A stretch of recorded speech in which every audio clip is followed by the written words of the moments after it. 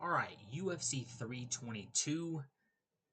Man, this card was all it was cranked up to be. A lot of amazing finishes, a lot of very, very surprising one sided performances, especially on the main card. I'm going to be going through all of those now, starting with the main event. Islam Makhachev, Jack Della Maddalena. Dude, since when has Islam known how to shoot takedowns in the open? Complete one sided domination. He 50-45 Jack Della Maddalena. Got him down with a single. Round one, controlled the action. Jack scrambled up at the end of the round. Round one to Islam. Round two, Islam had Jack up against the cage, right? And Jack hit a really good wizard. And instead of like creating distance, pushing off, getting back to range, he chose to try to get the back of Makhachev and did probably the single dumbest thing you can do in that situation when you do have a wizard on your opponent. He stepped over the body of Makhachev, which allowed Makhachev to easily shrug him over and gain top position. He spent the rest of the round there. Now, the rest of the fight, it was just, dude, Islam shooting beautifully timed takedowns. And that was the thing in this fight. That's why I picked Jack Della Maddalena, because the whole thing surrounding this fight was Islam can't shoot takedowns in open space, right? I mean, he has to have his opponents pushed up against the cage. That's where he'll land his inside trip, his foot sweeps, his judo tosses. Didn't need it, man. Didn't need it. Simply just shot double leg takedowns all night. Easily got Maddalena down, perfectly timed him. Looked good on the feet as well, right? Like he was damaging the leg of Jack Della Maddalena. Joe Rogan was having a conniption fit out there, talking about, oh, he's compromising that calf of Jack Della Maddalena. Oh man, he's compromising it. Joe Rogan was having the time of his life. But in all fairness, Makhachev's hands looked crisp. The takedowns in open space, super impressive. Good, good takedown, good timing on the takedowns, the doubles, the singles. He just had his way, and dude, Jack just, I don't know, man. It was just complete one sided domination. And it was like rounds 4 and 5, like Jack had this grimace on his face, like he was dealing with something, not sure what it was. The announcers were thinking it was like when he got taken down by Islam, like in the third round, like midway through, something like that. But the rounds 4 and 5, like Jack just had this just pain look on his face the entire time he was in bottom position with Islam. And it's not like Islam really damaged him on the ground. It's just like, the takedowns were so effortless. He made it look so easy. I don't know, man. I know like the post fight crew was kind of giving Maddalena a hard time, saying it was a very forgettable night at the office. It was, just a very underwhelming performance. And it's like, dude, he's fighting the true pound for pound number one. Like, I'm sorry, Ilya is incredible. This guy, you got to give Islam back the pound for pound status. You got to give him back that pound for pound number one ranking, right? And it's like looking at a performance like this coming in, like Islam looked big. He looked filled out. He looked like a natural welterweight, dude. It wasn't like Zhang Weili coming up to 125 and she still looked like a strawweight, right? It wasn't like some of these guys, like even Ilya looked like a small lightweight. Islam looked like he was like born to be in this weight class. Maybe this is what he should have done his entire career. And it's like I'm just watching this complete domination and just Islam not taking any damage, and that was the whole thing coming into this fight. It was like, Islam got busted up by Dustin Poirier, was going toe to toe with Poirier until submitting him in the 5th round. Volkanovski gave him a hard time in the first fight, right? So it was like, that's why, me and so many others were picking Maddalena because of those performances. Islam didn't look like this world beater like he looked tonight. And I'm just looking at this performance and I'm like, dude, had this guy have been a welterweight the entire time, he might already be the GOAT, dude. Seriously. Like, and it just has me wondering if all of those guys he was fighting at 55, Volkanovski, Poirier, all those guys who, maybe he didn't have the greatest looking performances against, I have to think that was a depleted Makhachev the whole time, dude. I have to think him cutting down to 55 was so excruciating and such a draining experience for him that I can't help but think this guy's fought almost his entire career compromised and depleted from so much weight cut.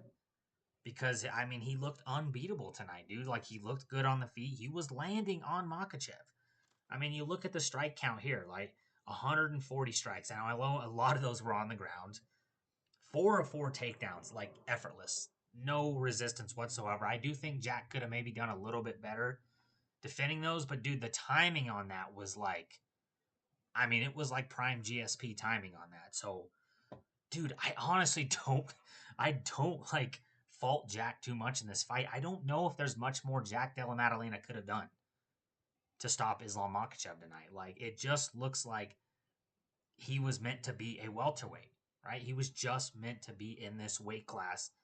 This is his true dominant weight class, and it's like, dude, we might have another Hamzat Chimaev situation on our hands. Like, who stops this guy, right? Who stops this guy? Another guy down the card, I thought maybe he could be the guy to really give Islam a tough fight. We'll get into that fight later. I mean, what? Like, they flashed a Kamaru Usman in the crowd post fight, and he looked so pissed that Islam didn't call him out. It's like, dude, come on, really, really, dude, Kamaru, you're coming off 3-fight losing streak, a win over Joaquin Buckley. I don't know, dude, but super impressive stuff from Makhachev. I'm not even mad, dude. I'm just like, I'm honestly more shocked than anything. It's just like the size and just how much of a natural, like how naturally he fits into this weight class. I just have to think all those fights at lightweight was just him being so fucking depleted that it was impossible for him to perform at his true capability.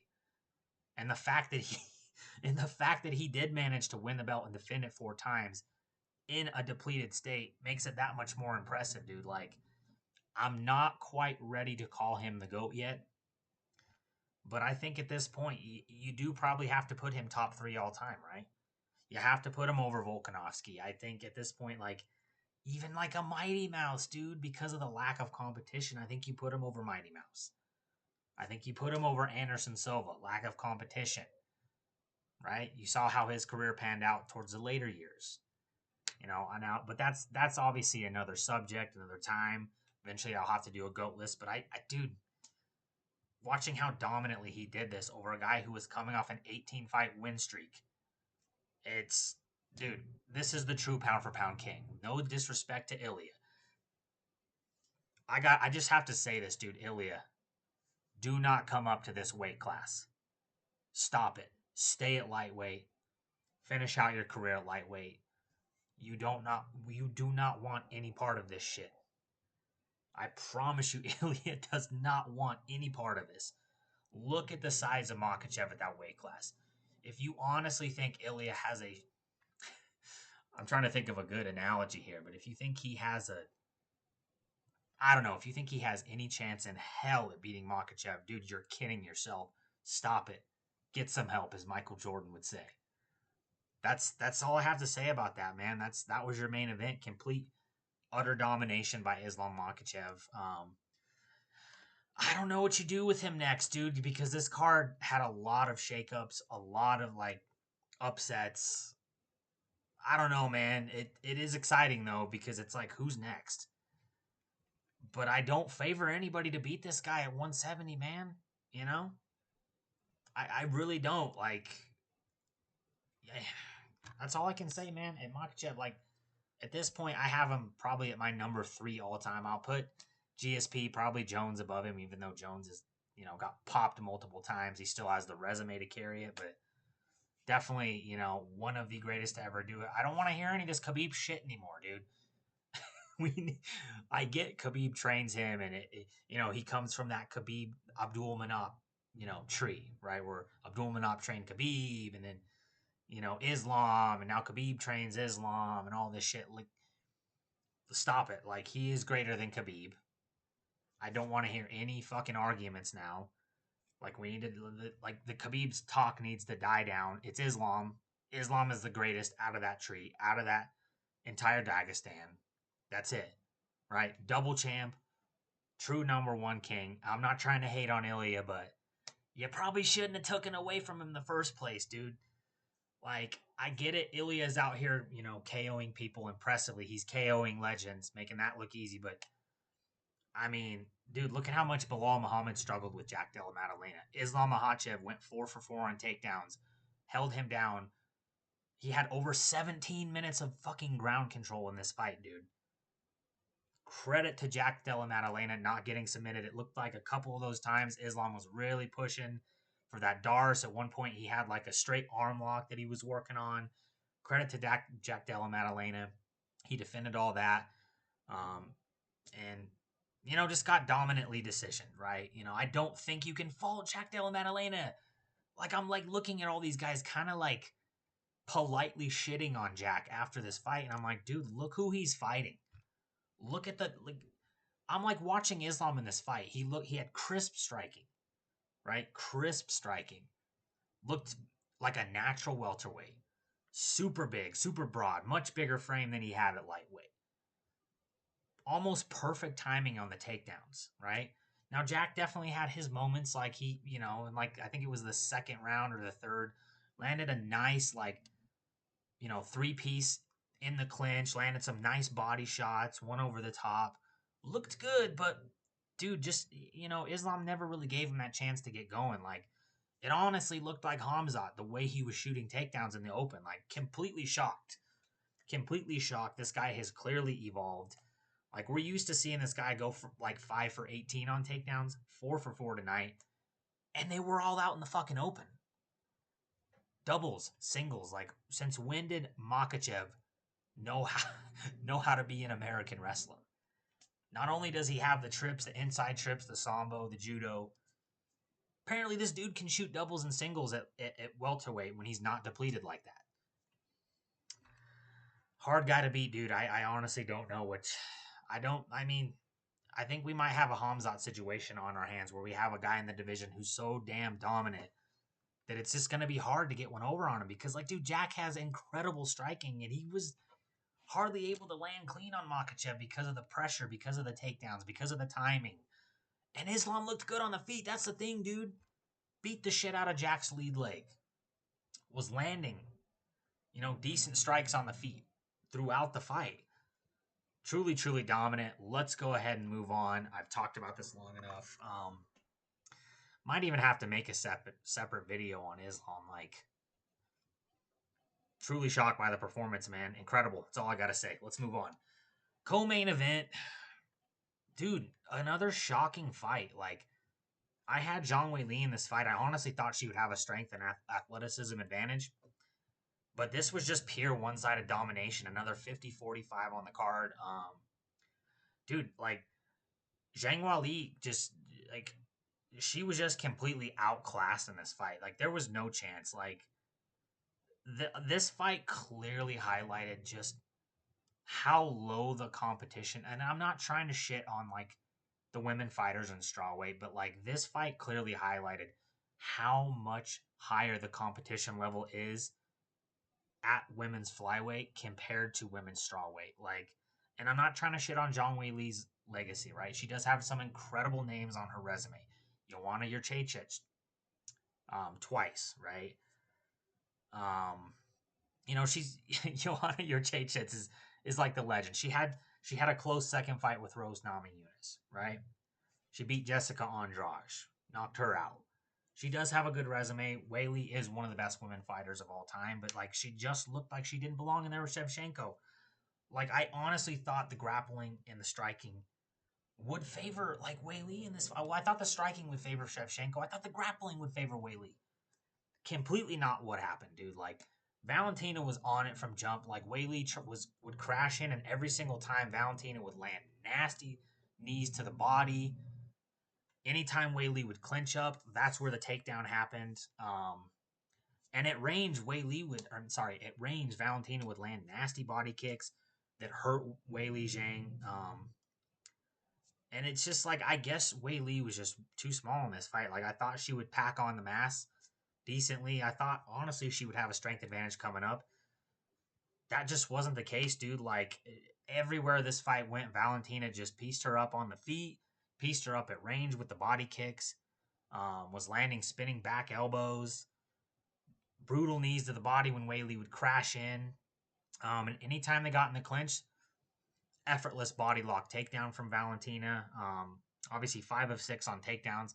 Body lock takedown was there all night, dude. Like, she would get the body lock takedown, and it just was so effortless. She just would drag Weili to the ground.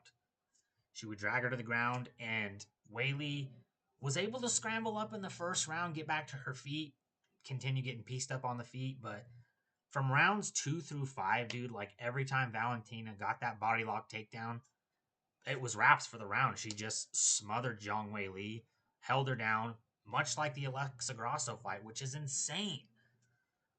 It's insane to think, like, how does Alexa Grasso beat Valentina? And even in that second fight, had multiple moments where she had Valentina in deep shit in that fight.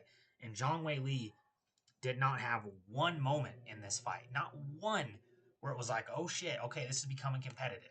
There was not one of those moments. Crazy, crazy. Like,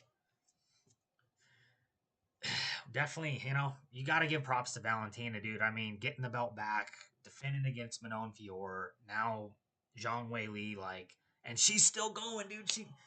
Like, I'm sitting here thinking after this fight, I'm like, dude, you should retire. If I'm Valentina, I'm just walking away on top, avenging my losses. Like, the only losses she hasn't been able to avenge were Amanda Nunes, right? The G.O.A.T.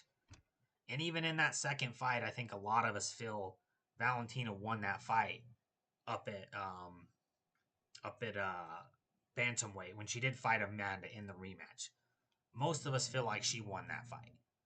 So it's like, I don't know, dude. Like, I know, like, I know on paper it says she lost to Amanda Nunes, but like, I mean, this might be the new female. This might be the female GOAT. In all honesty, like, to do that to Zhang Weili, someone who's as athletic, explosive, and just an all around like freak of nature, to be able to do that and make it look so easy.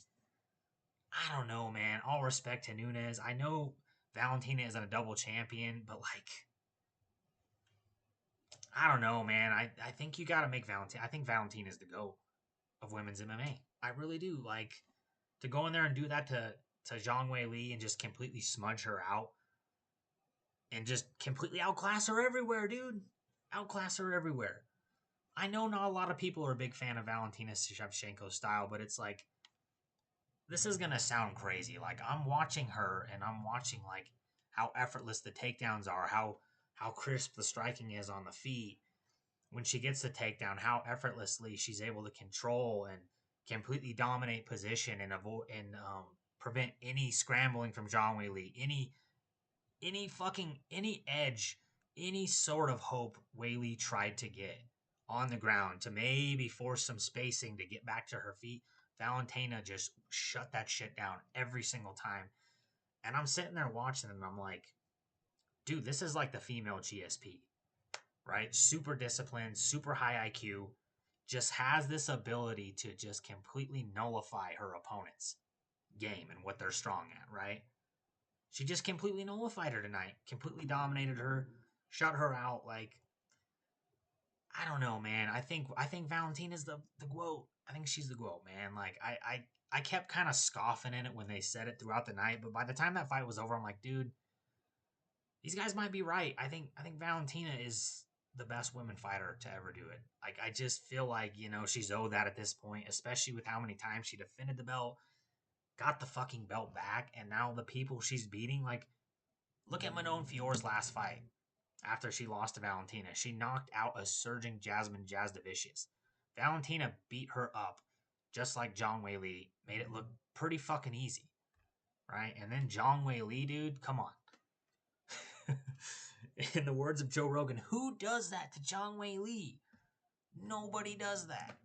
So, I just think at this point, like, you got to make her the GOAT. So, super impressive stuff from Valentina. Not what I expected at all. Like, Zhang Weili just had no moments.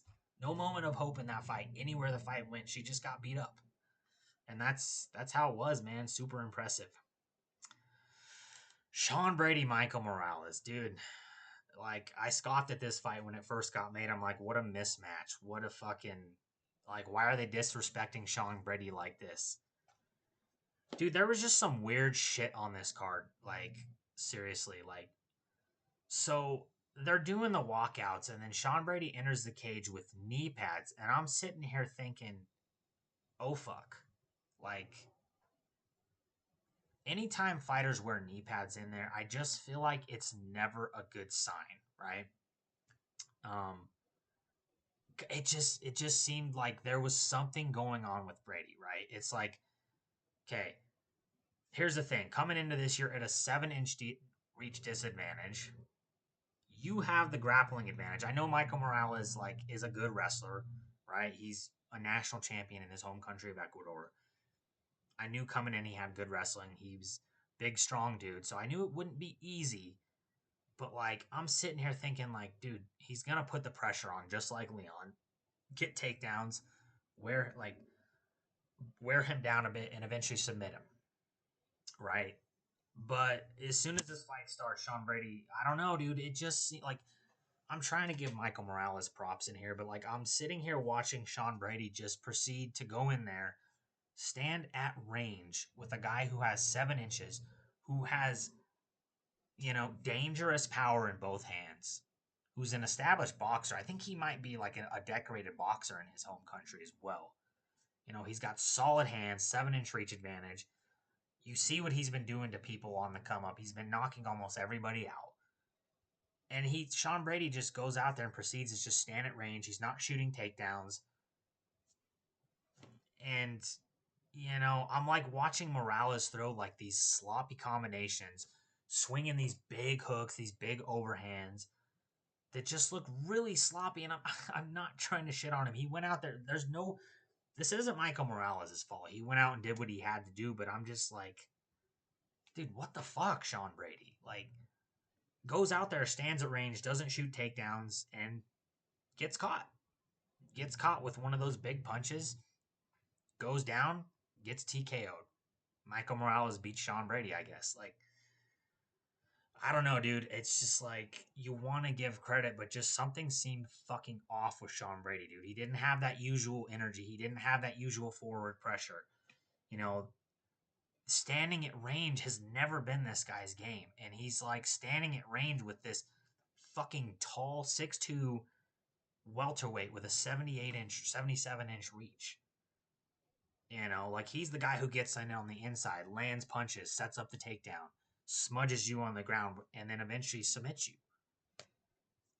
But he just went out there and tried to stand at range. And he's got the knee pads, and it's just like, what's going on here? And it's like, with all this fucking controversy in the UFC, I'm just like sitting here thinking, like, bro, is this guy fighting injured? Now I don't think Sean Brady is like through the fight. I don't even think that for a second. But it's like you look at him come in with the knee pads. He never comes in with knee pads, and it's like immediately I'm just thinking, what the fuck is going on? Why is Sean Brady have knee pads? And then he goes out there and just fights a complete idiotic game plan. And I'm just like, bro, I don't know, man. Like, super weird. This was the guy I thought if he wins this fight, he's going to be next for the winner of JDM Islam. And this would have been a sick fight with Islam because of the grappling of Sean Brady. Now we don't get to see that. Fuck. I don't know, man. I just don't get it. Like, I don't know. I think clearly there had to be something wrong with Sean Brady. I think he came into this fight injured. I swear to God, I think he came into this fight injured. But, props to Michael Morales. He handled business. But, dude, he looks so sloppy. Like, it's so hard to give props in a win like this because it's like, dude, he's throwing these big winging sloppy ass punches.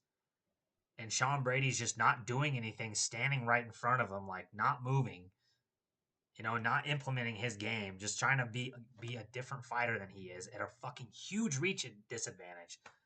So naturally, a guy who's like a specimen like this is going to fucking knock you out if you stand there in front of him and try to trade with a reach disadvantage. Like, I don't know, man. Like, it's interesting, but hey, Morales did what he had to do, dude. Huge upset.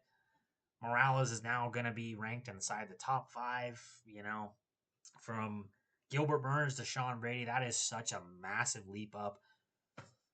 Dude, huge win, man. So, hey, props to Michael Morales. I mean, we'll see what they do with him next. There's kind of a bit of an issue in this division now, I feel like. I don't know what you do. I don't know what you do, dude. I feel like I don't know. I don't know, but let's move on.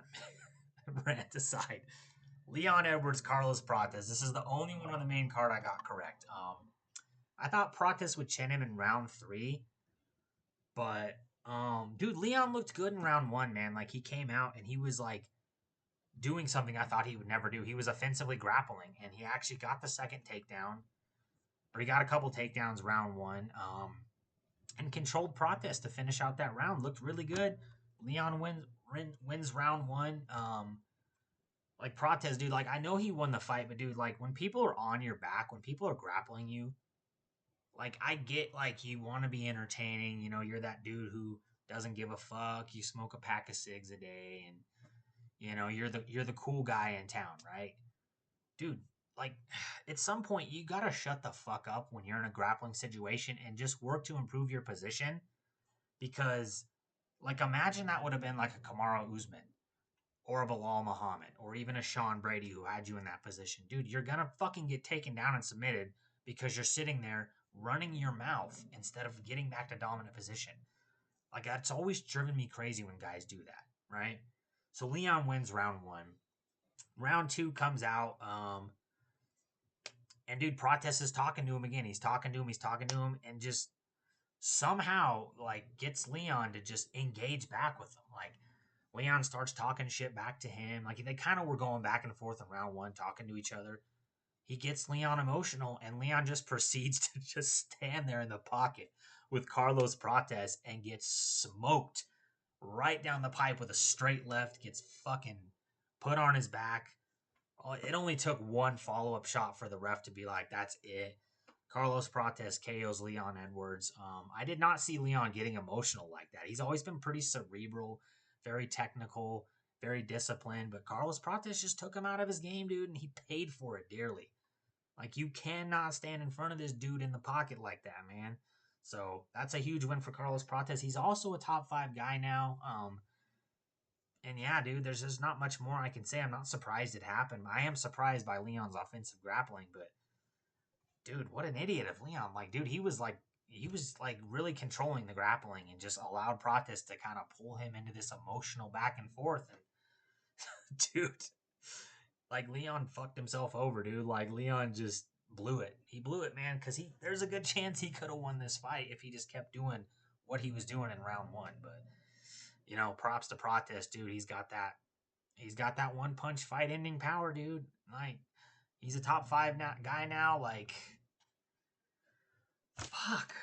Like I don't know, man. With Sean Brady losing, Prates winning, you got Morales there. I'm like, you got Kamaru Usman. You got next week. You got Ian Gary, Bilal Muhammad. It's like there's some issues in this division. I do feel like you got to give Prates one more. So like, I don't know, man. I'm gonna have to make a fights to make. This is really interesting.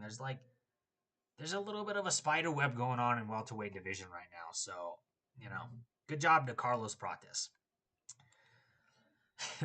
Benny Dariush, Benoit Saint Denis.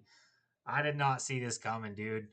Well, the fucking one thing I said in this fight is Benny's gonna win. Beneil Dariush is gonna win this fight because Benoit doesn't put people out on the feet, right? He's primarily like a grappler, or he gets in the clinch, does damage there, looks for takedowns, and I just thought, you know, he wasn't gonna be able to get a takedown on Beneil Dariush.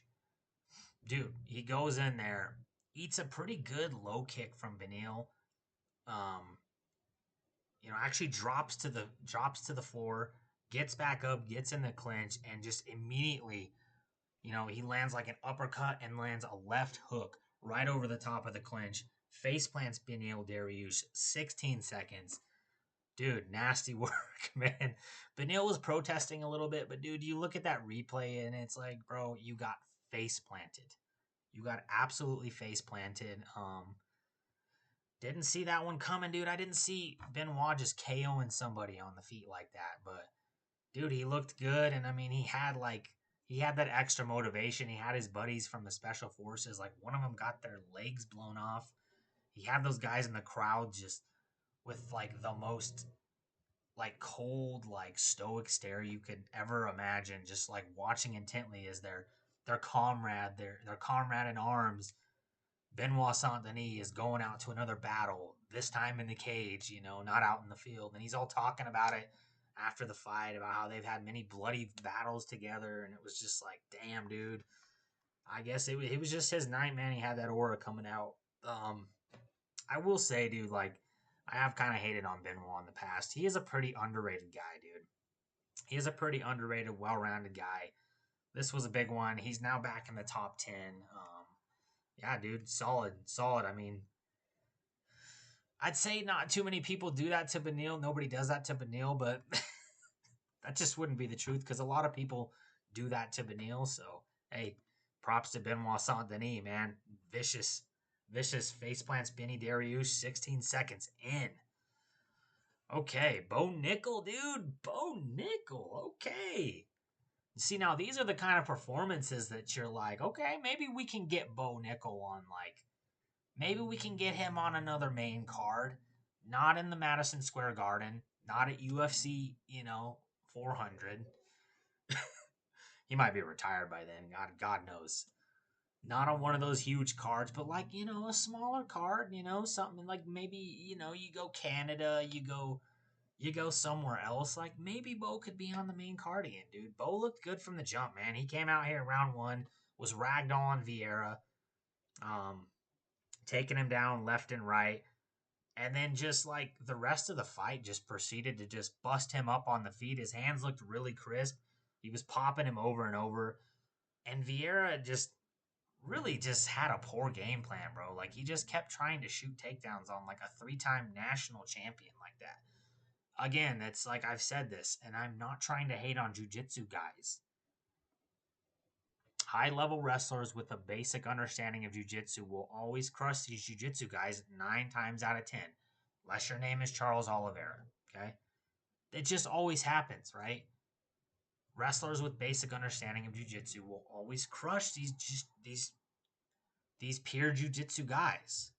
They just will. These guys cannot hang in the grappling with a high-level wrestler that has an understanding of positions on the ground in jiu-jitsu. And that was just the story of the fight, was him just diving for takedowns, Bo easily stuffing them. I mean, dude, give me a break. You're shooting like poor doubles, poor singles. I mean, a couple times he got into a body lock and it looked like maybe he could do something, but Bo just kind of was able to get his hips out, pummel under, get back to space, busted up Vieira pretty good. Rounds 2, most of round 3, and then, dude, midway through round 3, like Bo Nickal channels his inner Leon Edwards. Left high kick, flush to the dome, boom. That's all she wrote. Rodolfo Vieira is out like a light, bro. R.I.P. to Rodolfo Vieira. R.I.P. in the chat. That was nasty, nasty KO from Bo Nickal. Like, really good comeback because Vieira is a decent win, dude. Like, he's kind of had an up and down in the UFC, but again, this is a decent comeback win, right? Like, Bo has showed an evolution in his game. Like, he's explosive. He's got crisp striking on the feet. You're not out grappling him, period. You're just not. And, dude, he can put you out. And bro, high kick from a wrestler. Super impressive stuff. I was impressed with this win from Bo Nickal. I thought he looked good, dude. Pieced up Rodolfo Vieira and just completely went in there and dominated, man. Did what he had to do. So, nice work to Bo Nickal.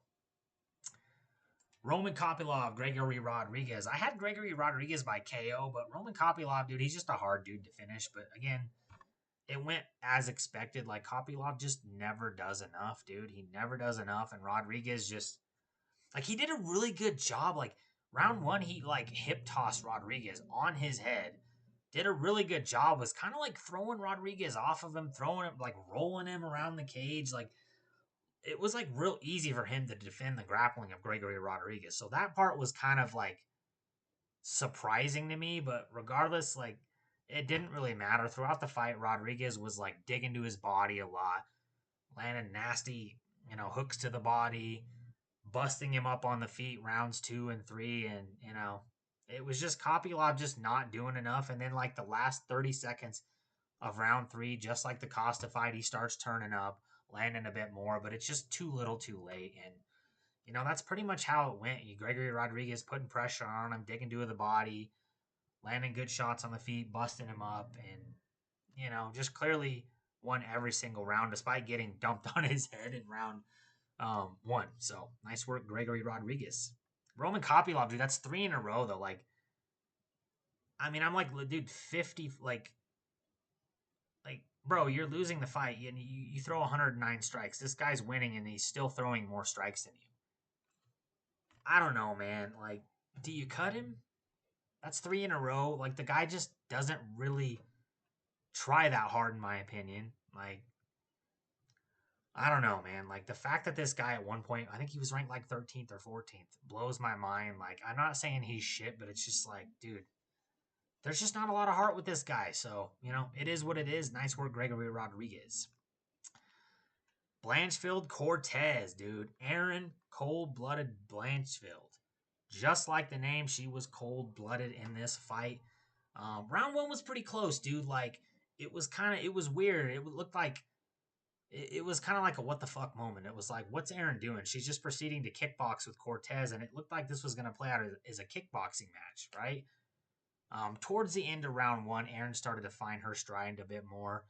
Was able to land on Cortez. I believe busted her up with an elbow towards the end of round 1. So I did give her that round. I think she did the more damaging strikes. It was close, though.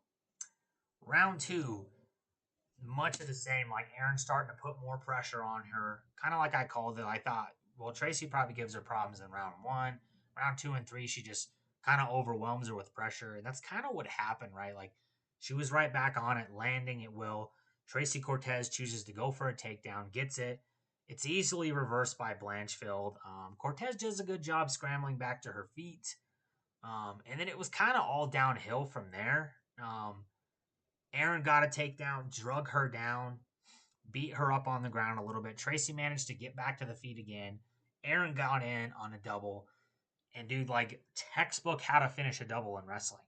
Erin got down low on the legs and just drove like her fucking life depended on it. Drove her clear across the cage and eventually gets her down. And in the scramble, Tracy starts to turn her back. Erin doesn't even have the hooks in and gets a rear naked choke with no hooks in. And Tracy Cortez, and it was just so tight that Tracy Cortez had to tap. She tried to roll over and like end up on top, but it was just too late. The choke was already sunk in, despite the hooks being out. And it was just like Tracy wasn't getting out of that and gets submitted, dude. I mean, and even before that, she was just, and I think most of that was from the damage she took before that, right? Because when Erin did get her down, it's just like I said, dude, there's a difference between the two of these. When Tracy got her down, she was able to reverse, right? Tracy's not that good at holding people down. When Erin got her down, she elbowed the fuck out of her and split her open really good and beat her up. And Tracy had to scramble for her life back to the feet. And I think it probably wore her out a little bit. And then she gets taken down again and she's in a choke. And it was just like, I think at that point, she's just like, dude, I'm done. I'm done. That's it. Erin broke her. She truly is cold-blooded, dude. She truly is cold-blooded. I don't know. Like, there's a bit of an issue there with her and Natalia Silva.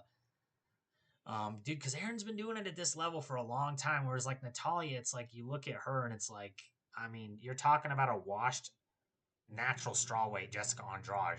And then Alexa Grasso's a good one. But before that, it's like, I mean, dude, Erin Blanchfield, it's like Tyla Santos in her prime. Right after she lost to Valentina, and a lot of people thought Santos won that fight. Rose Namajunas, right? So it's like, I don't know, dude. Erin's been up there a while, and Erin also smoked Jessica Andrade, by the way.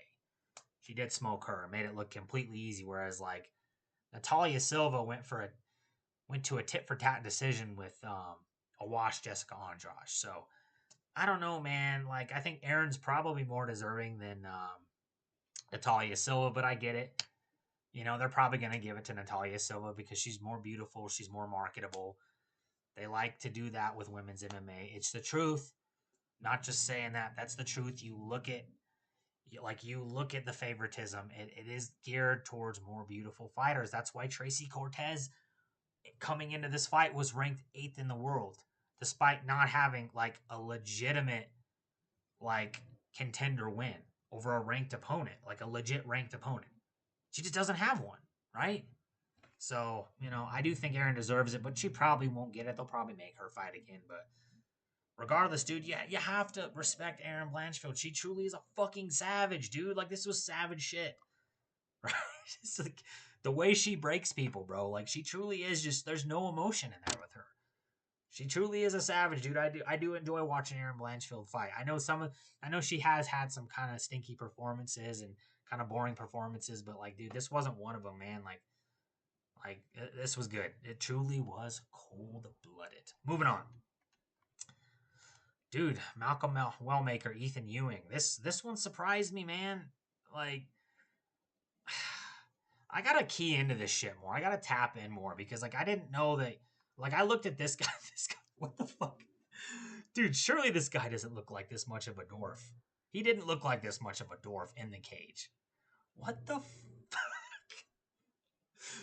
Oh my god. Regardless, like I looked at this guy, he was a 48-hour or a 24-hour, 48-hour replacement. I'm thinking, well, it's another tomato can. Malcolm Wellmaker is going to probably finish him in like 2 minutes.